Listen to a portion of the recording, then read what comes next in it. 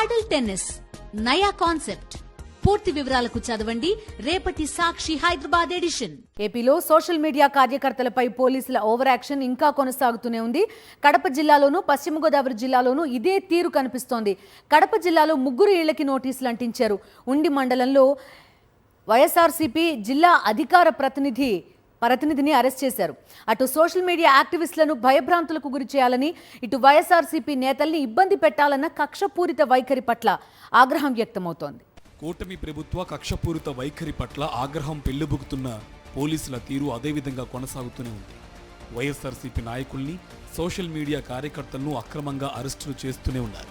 పశ్చిమ గోదావరి జిల్లా ఉండి మండలం ఉణుదుర్రుకు చెందిన వైఎస్ఆర్సీపీ ఎస్సీ సెల్ మాజీ కార్యదర్శి, న్యాయవాది గొర్రుముచ్చు సుందర్ కుమార్ను శనివారం తెల్లవారుజామున అరెస్ట్ చేశారు పోలీసులు.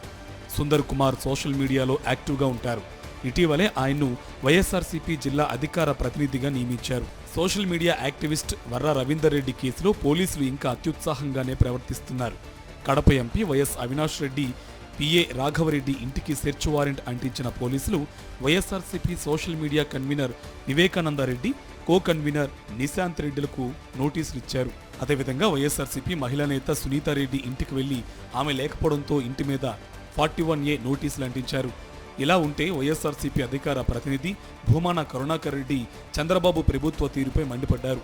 600 మంది సోషల్ మీడియా కార్యకర్తలపై కేసులు పెట్టి 147 మందిని అరెస్ట్ చేసినట్లు ఆయన చెప్పారు.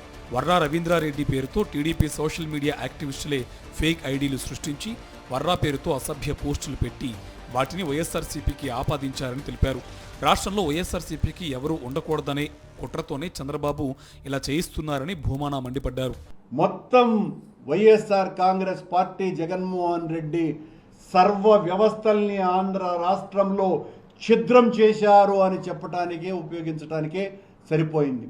గత 15 రోజులుగా ఈ సోషల్ మీడియా సైన్యం అని వాళ్లకు సైకోలుగా ముద్ర వేసి మీరు పెట్టేటువంటి పోస్టుల్ని కూడా వైఎస్ఆర్ కాంగ్రెస్ పార్టీ ఖాతాలో జమేసి మహిళల పట్ల ఇంత దుర్మార్గంగా ప్రవర్తిస్తున్నారని నిన్న చంద్రబాబు నాయుడే గారే అసెంబ్లీ సాక్షిగా మాట్లాడడం జరిగింది.